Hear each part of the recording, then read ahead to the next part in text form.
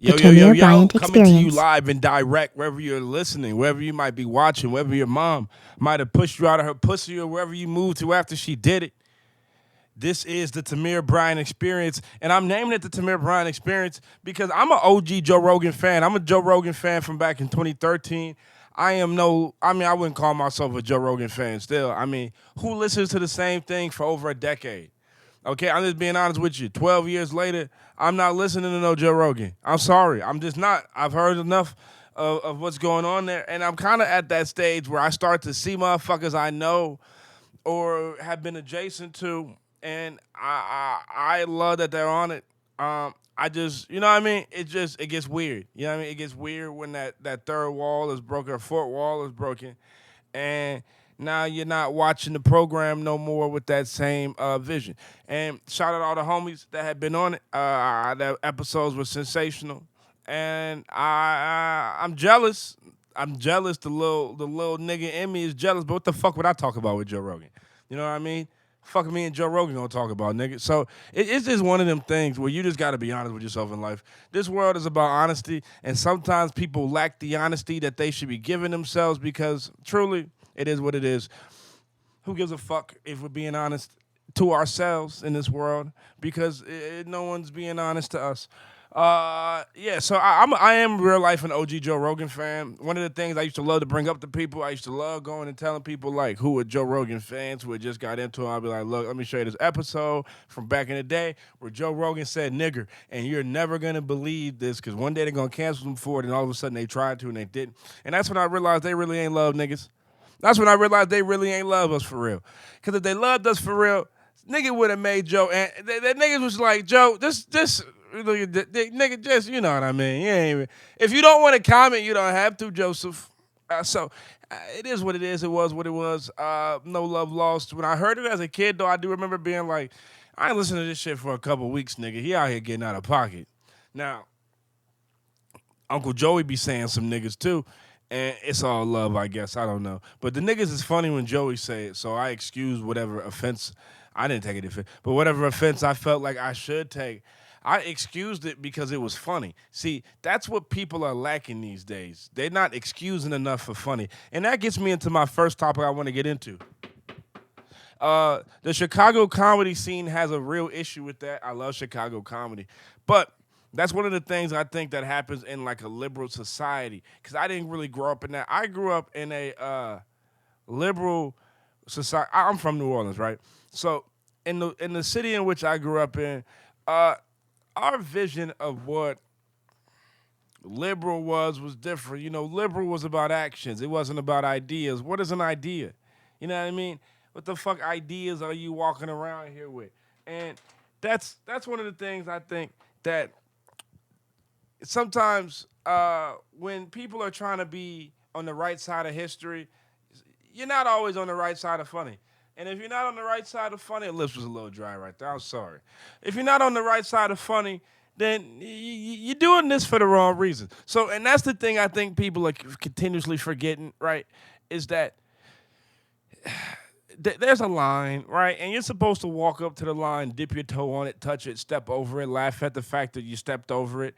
You know, but I think one of the biggest issues for people is that we're not allowing people to be, and we're not calling out the obvious bullshit because it's too hard. You know what I mean?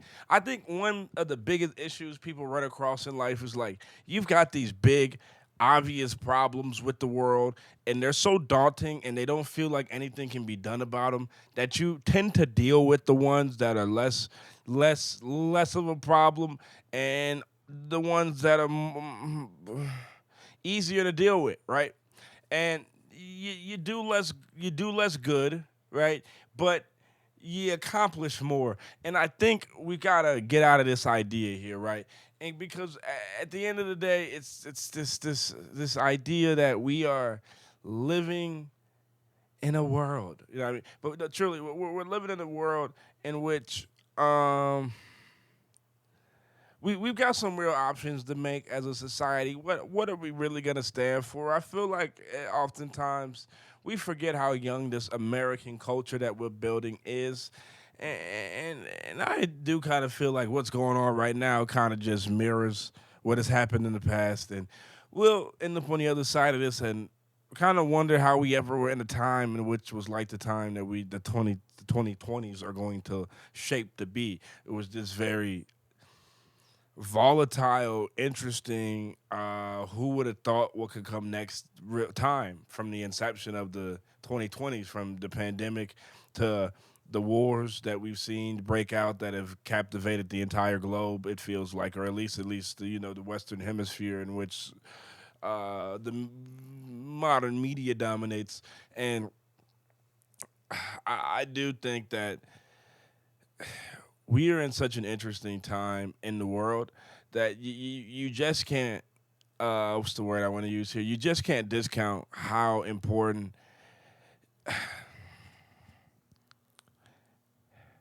it is to let people be true to themselves, but also to call out the obvious bullshit. You know what I mean? And to let conversation be had.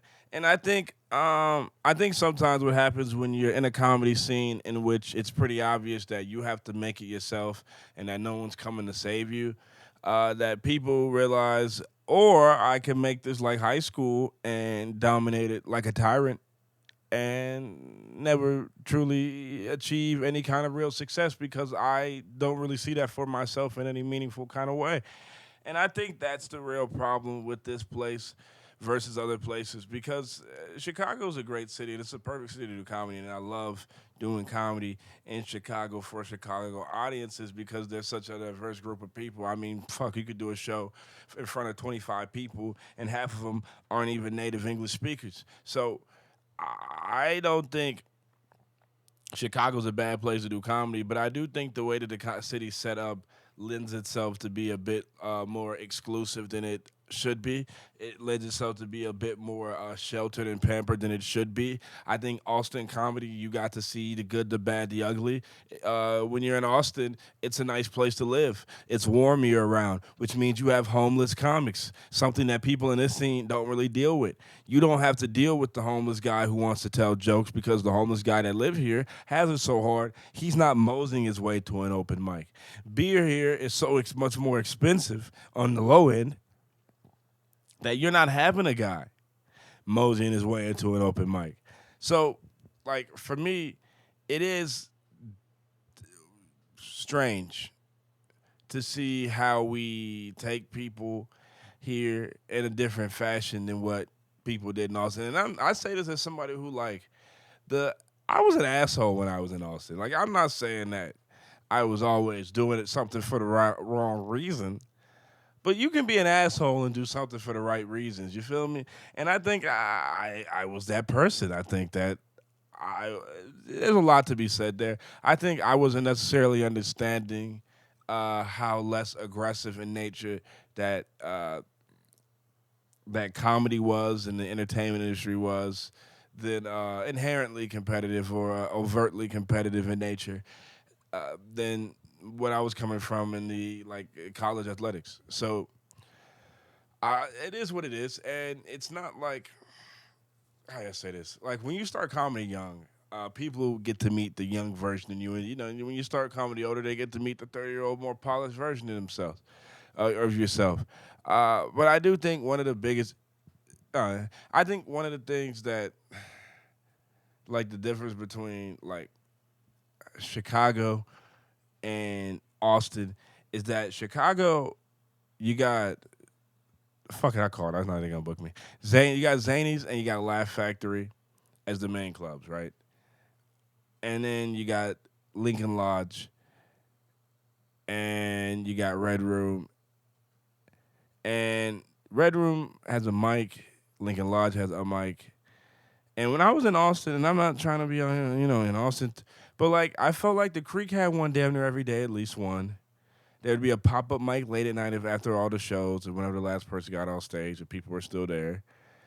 Uh, there wasn't.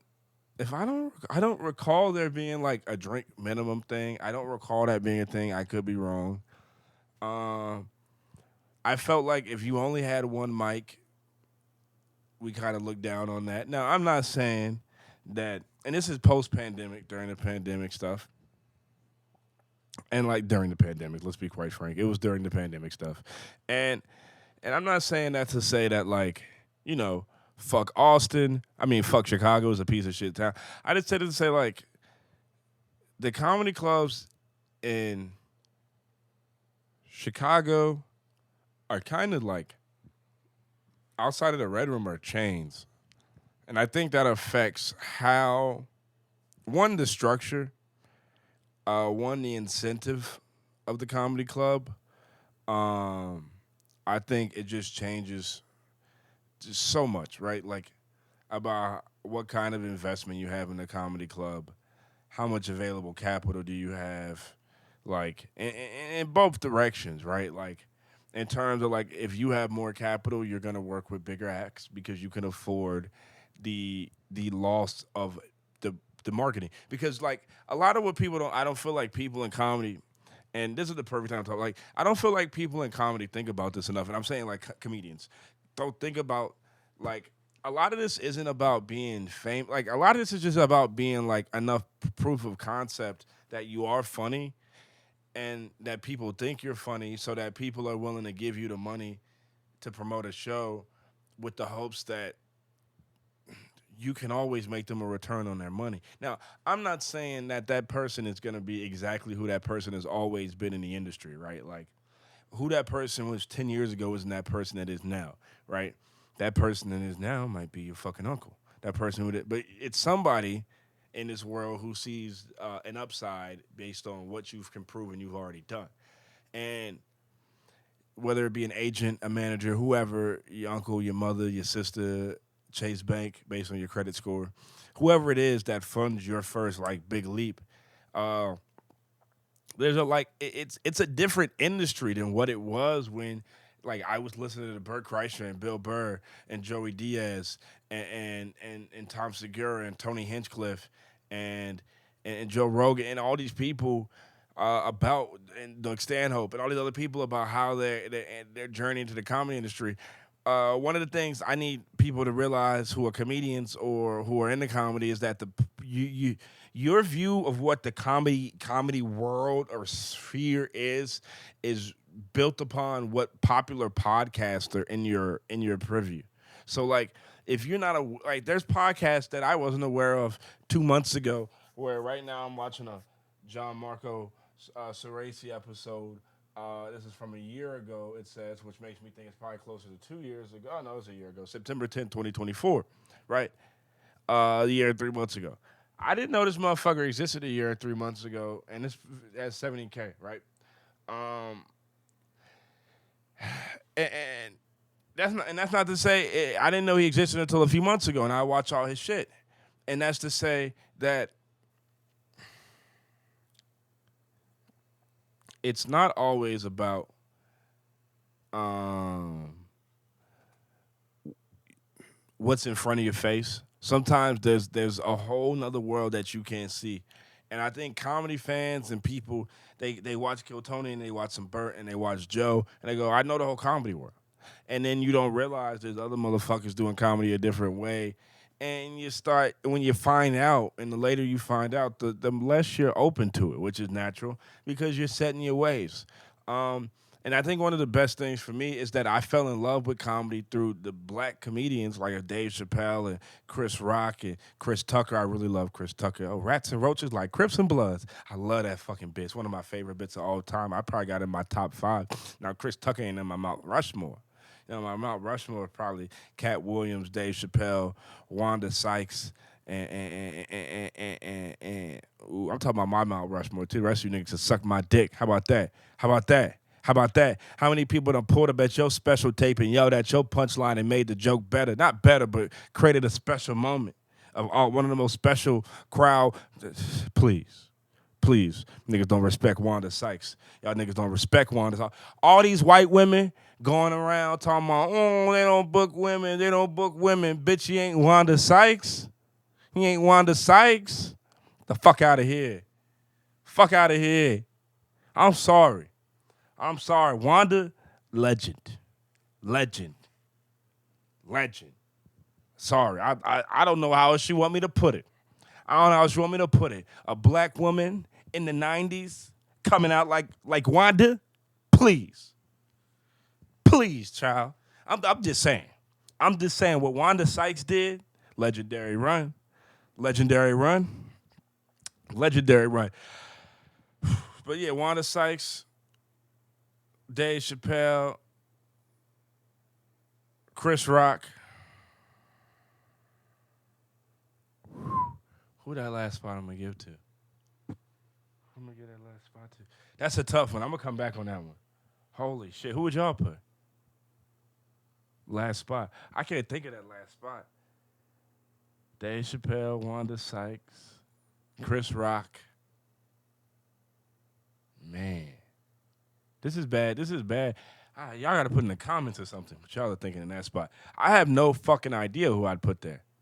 I have no good gosh darn clue. But yeah, like, and when I was in Austin, I hated some of the shit that was going on there, bro. But I'm a competitor. I feel like I should be on every goddamn show that's ever been made. There's not a lineup that I don't think I should be on. They got lineups right. I'm telling you right now, if I showed you my screenshotted lineups from when I was in Austin, the lineups I thought I should have been on, delusion with it. I mean, we was coming with it. I just wanted it. I was hungry. You know what I mean? I wanted to bite off the bone. You know what I mean? Oh, God. Oh, no Diddy. Or maybe y'all Diddy. Fuck you. I mean, you gonna tell me? Tell me I got it. Why I gotta no Diddy it, nigga? You say no Diddy, bitch. You say it.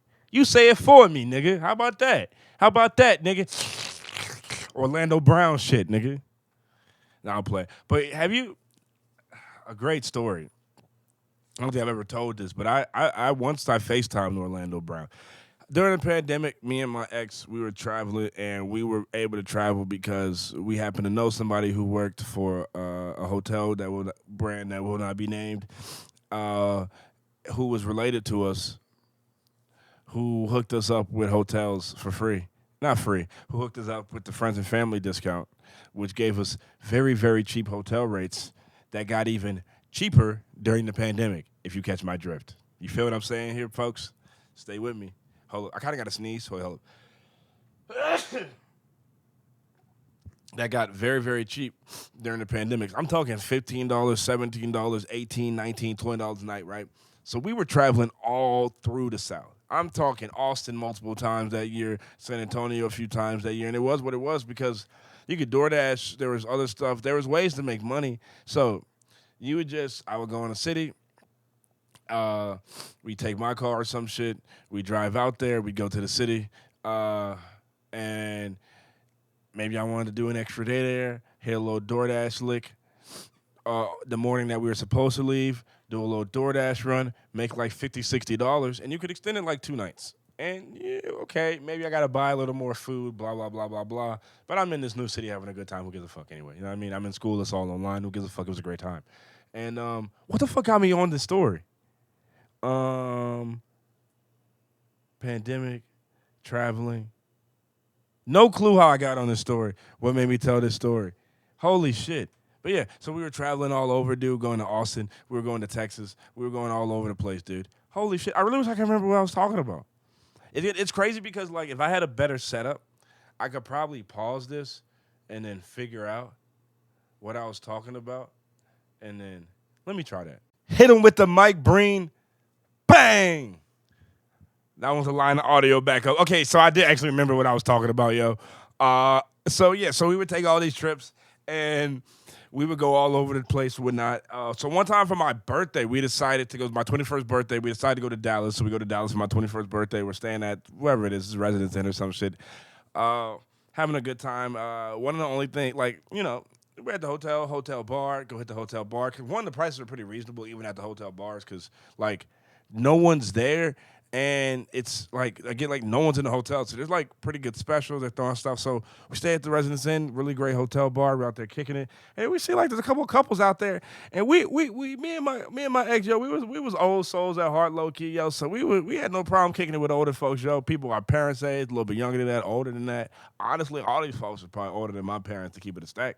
And we ended up meeting this one couple, and this other couple, and this other couple. Don't remember not much about this one couple. Do remember about the other two couples. One couple was like these two older white folks. They're all white people. Two older white folks from Arizona. I'm like, shit, that's crazy. and happen to be Saints fans. So when you meet a Saints fan, sports, one of them things, it's connective tissue, right? So I'm talking to him, I'm like, oh, this is a Saints fan. I love the vibe. We're talking, we're shooting the shit. We're doing what Saints fans do. We're having a good time because that's what Saints fans have to do because sometimes our team is ass. Sometimes we're good. But we always going to be a fan of our team. So we're having a good time. We're talking shit, whatnot. I meet this other couple. They used to work at a. I'm gonna try to spare details. I really don't want them to get in trouble. They former addicts were telling the stories and whatnot. And I know tons of addicts. I know tons of recovered addicts. My life. Every drug I've been pretty good with, except for cocaine. Cocaine, I don't know what it is about cocaine. Cocaine scares. Cocaine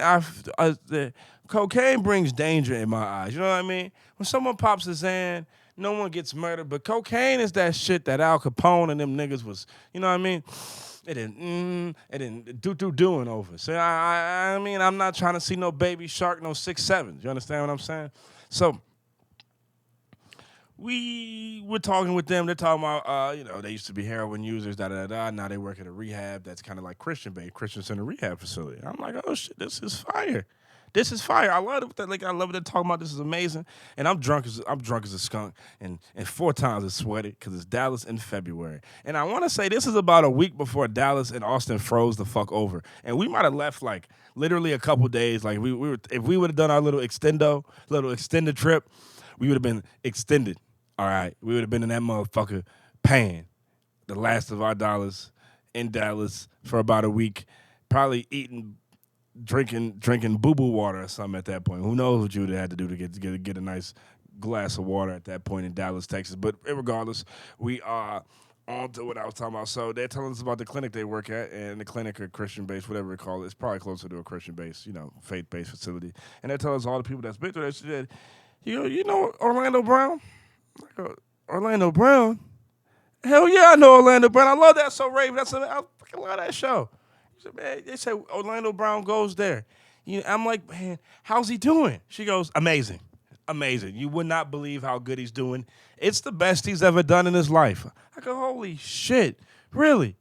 Dude, that's awesome. I'm glad to hear because he was wilding. They go, I go, yeah, he was wilding, man. Hey, dude, he's doing amazing. I'm like, holy shit, that's good to hear. And I'm going to be dead honest with you.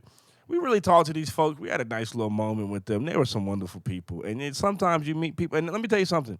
Trump supporters, and nothing's wrong with that. At the time, it was. Now it's a little different. It's a little, that was back when Trump hadn't threatened democracy in the way I felt like he had. But we had conversations with him about it. I had conversations with him about it where I was like, hey, the other side ain't that bad. Other side ain't that bad. And that's the thing I wish we could get back to a point where we could really have it. Because I don't even know if we're there right now. That kind of conversation could be had. But to each his own, they were great people. Wonderful people and great to talk to. And I had a fantastic time speaking with them. We end up, I texted with this guy for like over a year afterwards. We kind of fell off, but he would send me funny-ass memes. He's a funny guy. He's a good guy.